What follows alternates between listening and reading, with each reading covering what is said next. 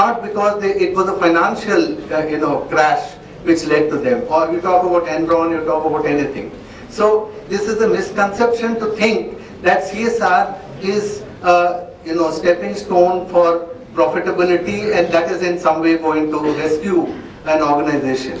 So coming back to this question of when we say we are talking about failure of businesses, then you would easily notice that failure of a business is the other side of the point. Why does a business exist? Okay, this comes out of business ethics, out of a business philosophy of business. And why it would not exist is precisely the other side of the point, that it would not exist because it is not following the dictats of society. It is not following what is prescribed by philosophy of business. And what is prescribed by philosophy of business is nothing but business ethics.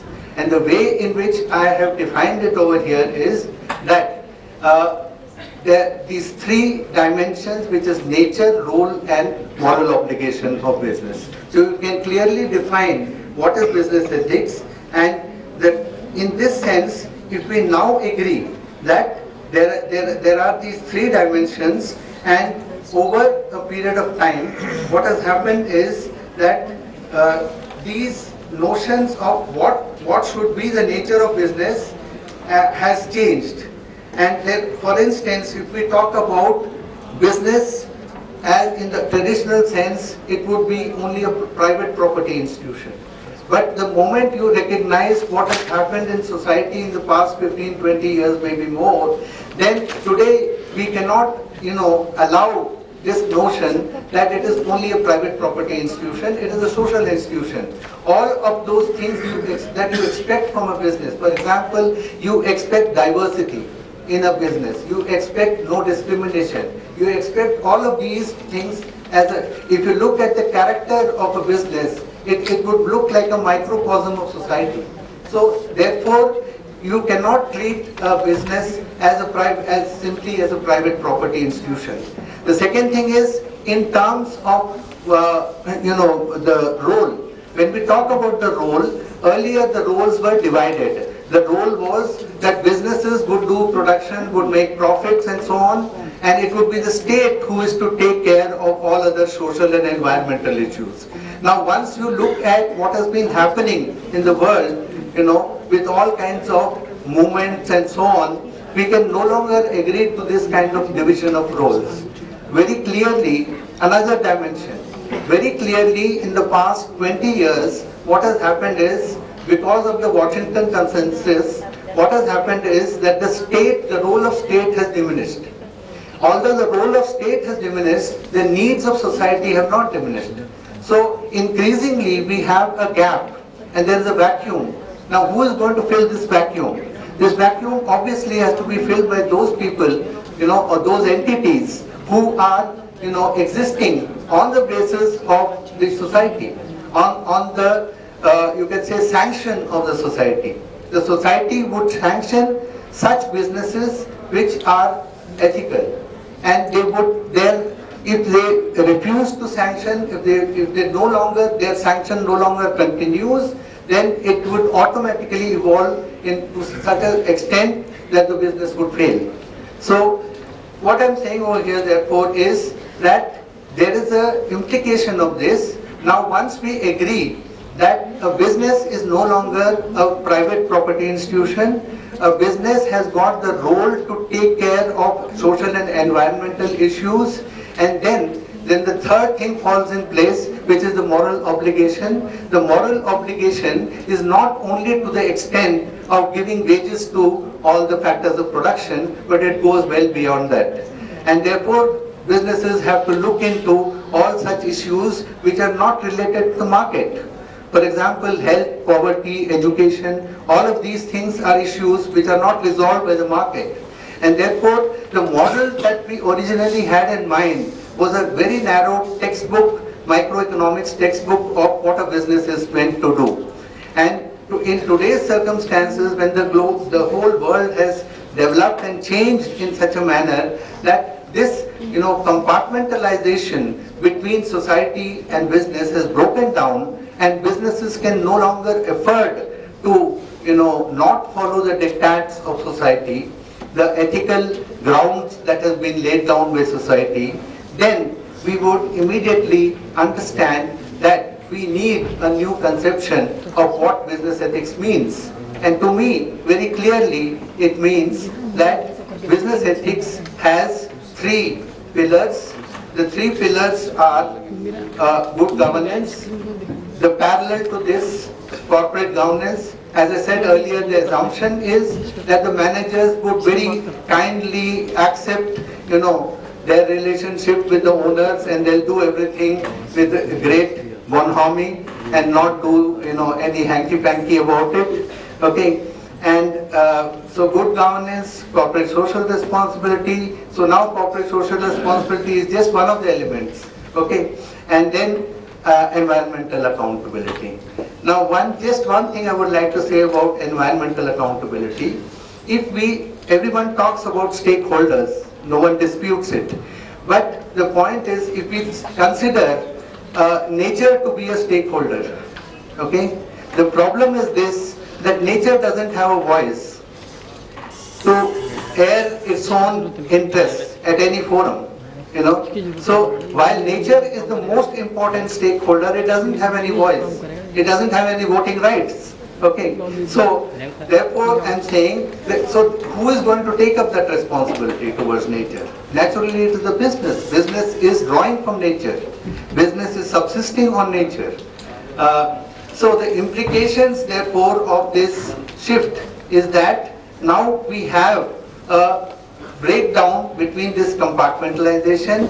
We have, to my mind, a convergence of the concept of business ethics with what we are now corporate responsibility. To my mind, they are only two sides of the same coin, and if we look at them in that sense, therefore, what we are saying is that we can no longer have these old notions of businesses saying that our job is only to earn profits, and also saying that business ethics is something individual. Okay, I can understand there is something called management morality.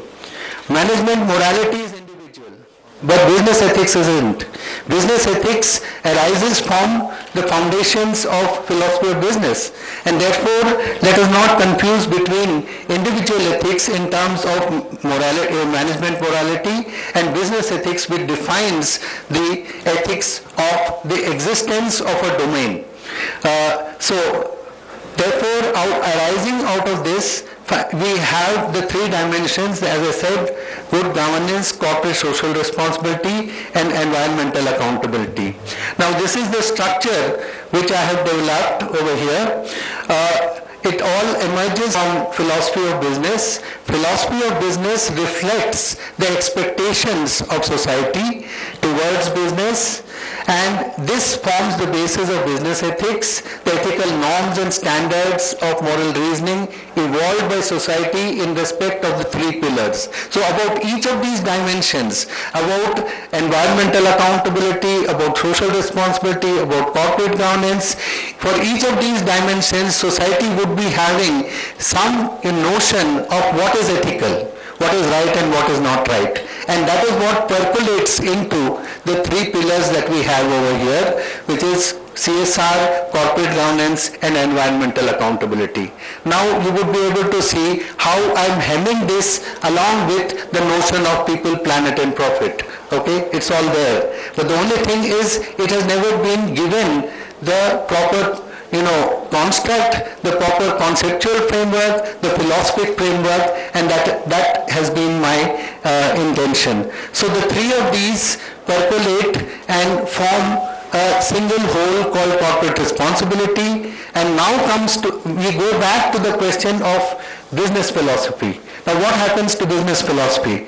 Business philosophy, as I said, was intended to be a philosophy which drives an individual organization. Now once the businesses understand this superstructure which is there above, okay, then it is their responsibility to align their business philosophies, their strategies with what lies above.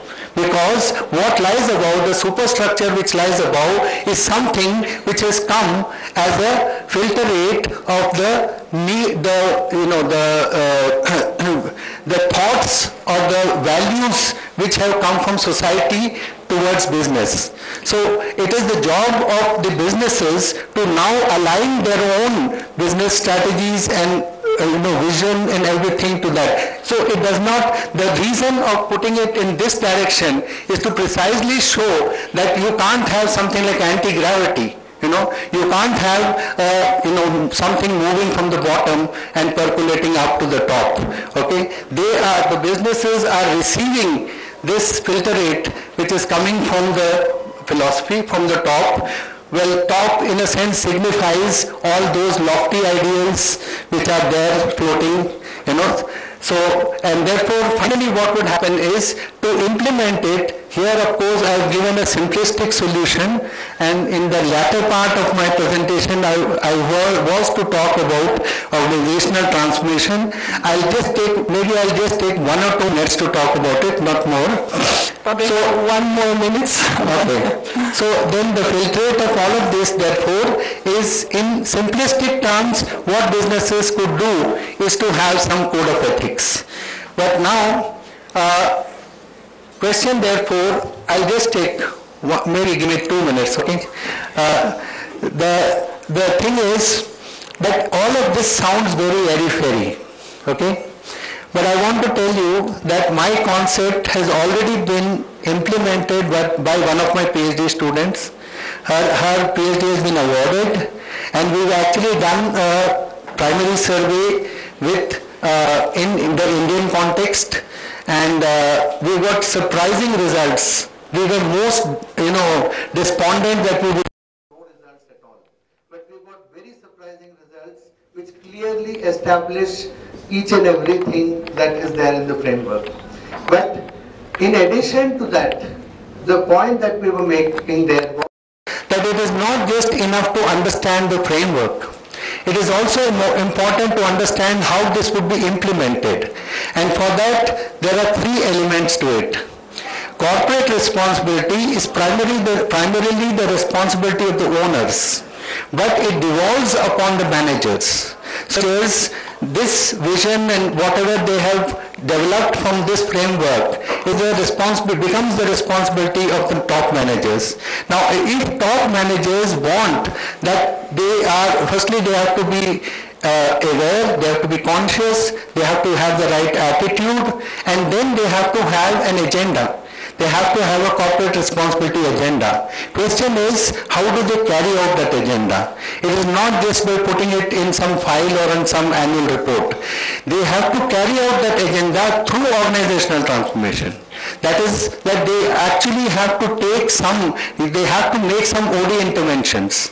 Okay, and so there I'll just put it in 1 sentence, according to my understanding. What I said is that organizational transformation, as all of us know, is permanent change. It is revolutionary change.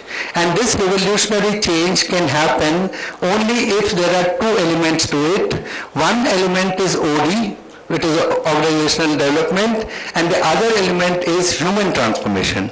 So the rest of my presentation was actually about this, as to what do we mean by organizational transformation, how does it link up to corporate responsibility, and how can the top management ensure that even if the top, like we have the example of Narayan Murthy, who is the biggest thought leader in terms of corporate responsibility, tomorrow if he is no longer there in Infosys, it doesn't mean that Infosys should revert back to a situation where it is not a responsible organization.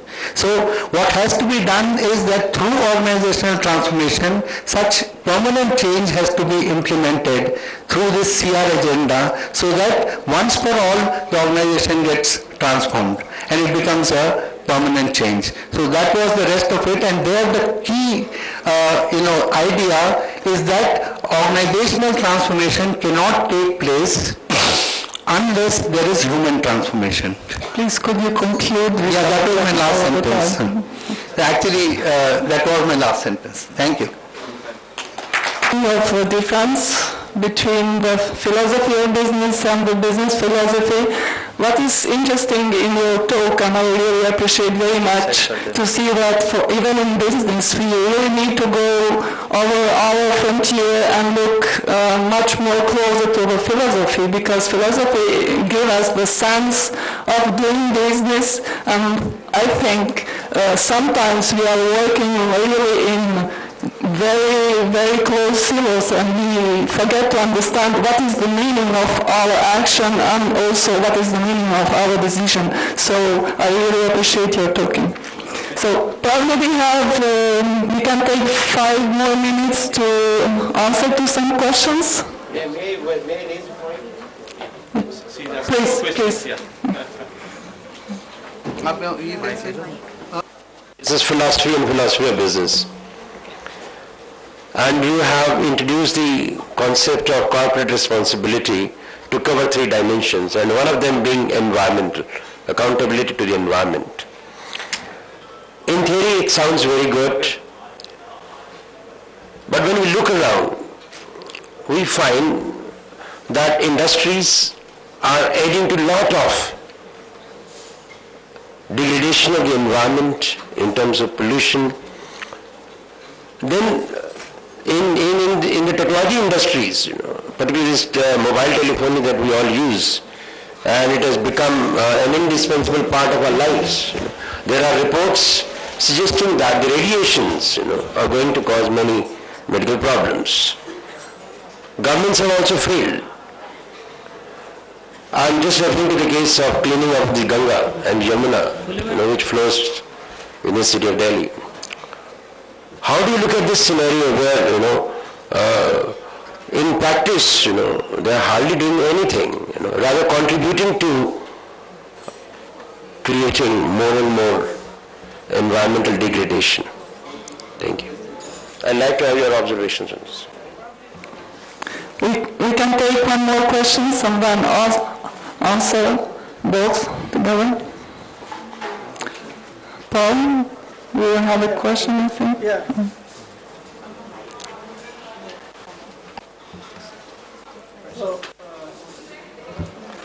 Thank you, Professor Bhanumurthy. I really appreciate bringing the issue of the philosophy of business back and talking about the paradigm change.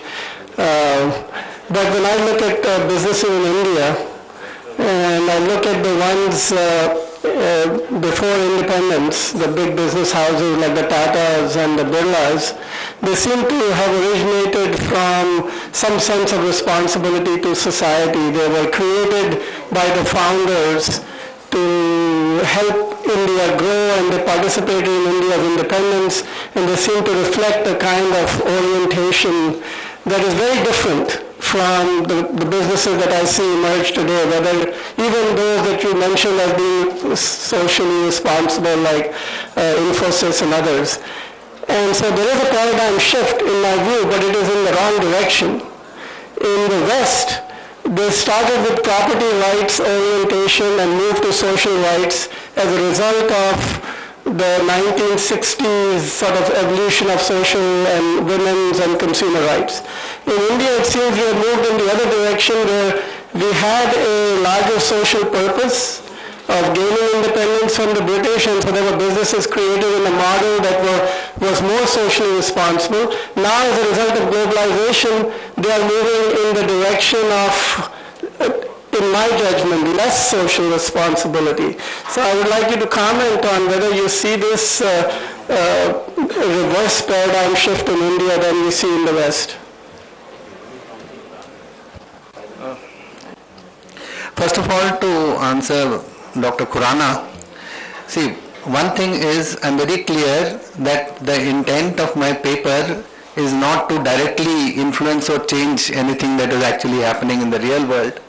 It is only lending a framework by which we can better understand what is happening and what our responses should be. And so one of the responses which I have proposed, which I can't speak about, is that firms, once they are sensitive to this whole framework, should actually undertake organizational transformation. And from there I would come to Professor Paul's point. about what he perceives as a reverse shift. When I talk of a paradigm shift, it is our perception of how society views businesses. So it is that paradigm shift that I am talking about. What you are talking about is a paradigm shift in the business leadership or business thought. Okay, so probably we are not talking about the same thing, for one.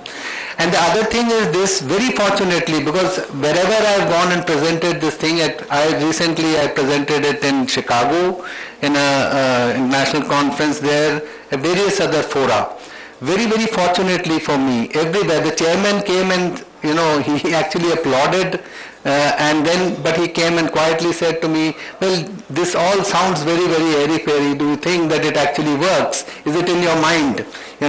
So my fortune is that very, very quickly, just at the time that I completed this paper, and now this paper is very well known. You can look at SSRN.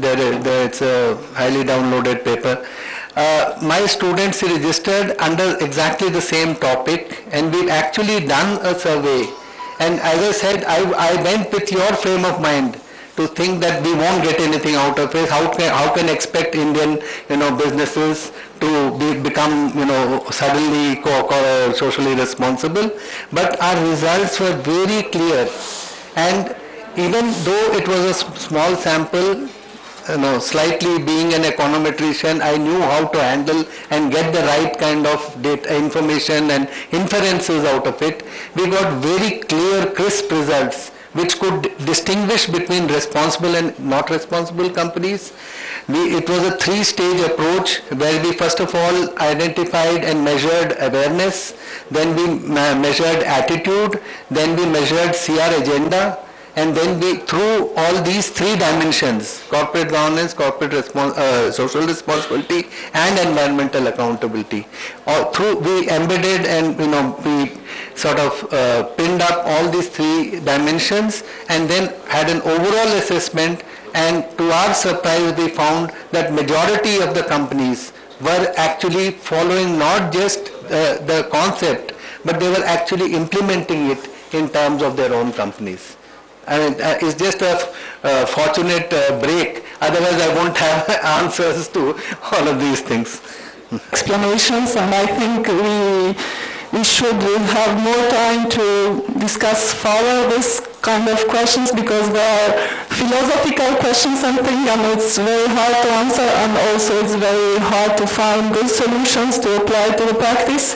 So let's take these advantages and just go further and try to find solutions probably, and to collaborate also with corporations, because I think also corporations have their own vision to share with us, and from that starting point I think we can bring some new office, some new directions. So I think we should proceed now to the next to the second plenary. So I declare close this session, and thank you for your attention.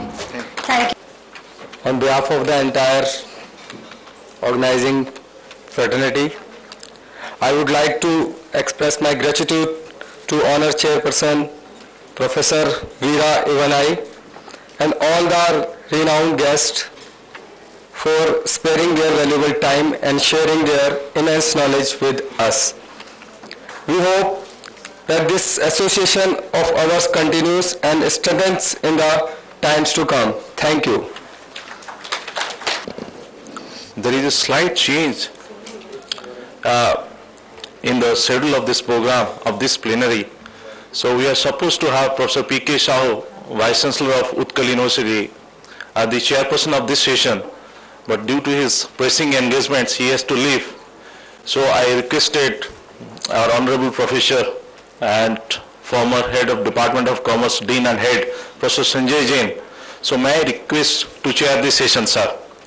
And the other panelists are all of professors. Once again, another S.K. Jain from Delhi IIT, he is with us.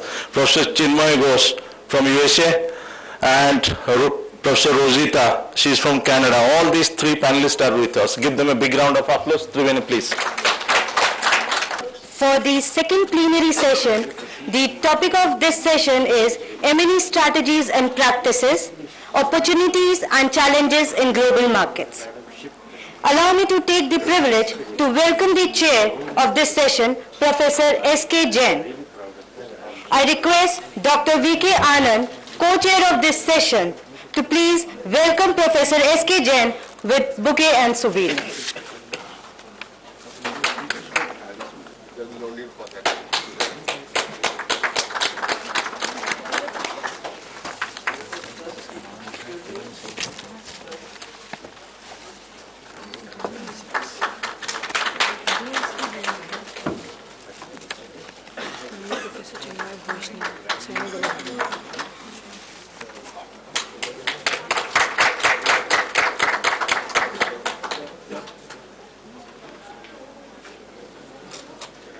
We welcome, sir.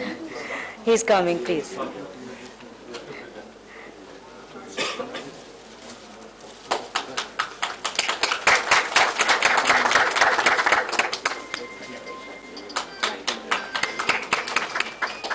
Welcome to. And I started thinking that this was only one perspective. But we have several perspectives. As the theme of the session says, MN, multinational enterprises, strategies and practices. Just 2-3 days back, I was evaluating some paper. And that paper started with a commentary. What should be or what is the best approach to sustainability, CSR, business ethics, because the three things are quite overlapping. One school of thought is we should go for standardization so that corporations, both local and MNCs, they have some common set of procedures which is comparable and they uniformly follow it across the world. But then one professor, he pointed out that we have international accounting standard. We have GRI, Global Reporting Initiative, and we have been debating that issue. They said what has happened for the sake of conformance and single strategy, many companies have started spending money on how to comply with standards. Even in USA, companies are hired to provide consultancy so as to have a good balance sheet which is socially impressive. That becomes totally eyewash. The other professor from Europe, he was of the opinion, let us believe in laissez-faire, because ethics, conscience, this is something guided by inner motive, and no model, no paradigm can solve that problem. We need to have multiple perspectives, and that's why this theme has been chosen, what MNCs are doing in different countries. And maybe they can think of following different standards in different countries. I happen to be associated with an organization in South Asia which evaluates companies, including MNCs, for their sustainability, for their corporate social responsibility, for philanthropy. I was one of the members to evolve the criteria to select the best companies, and this was very difficult. We had cases all over Asia, Philippines, Indonesia, Malaysia, India, Bhutan, and it was very difficult to judge which company is best. Because one company is following this paradigm, one company is following that paradigm, somebody has opened a church, somebody has opened a school, somebody is going for, sponsorship of education, this and that. But personally speaking, I feel, and I have rated those companies highly, which are not only doing a job for the society, but also involving society. I do not know whether you are able to understand me or not. I will give you an example of Monsanto. Of course, I am not allowed to share because that was all confidential.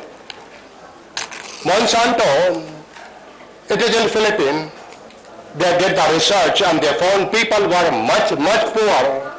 They had very low per capita income than that is the case in India. They could have also gone for charity, scholarship,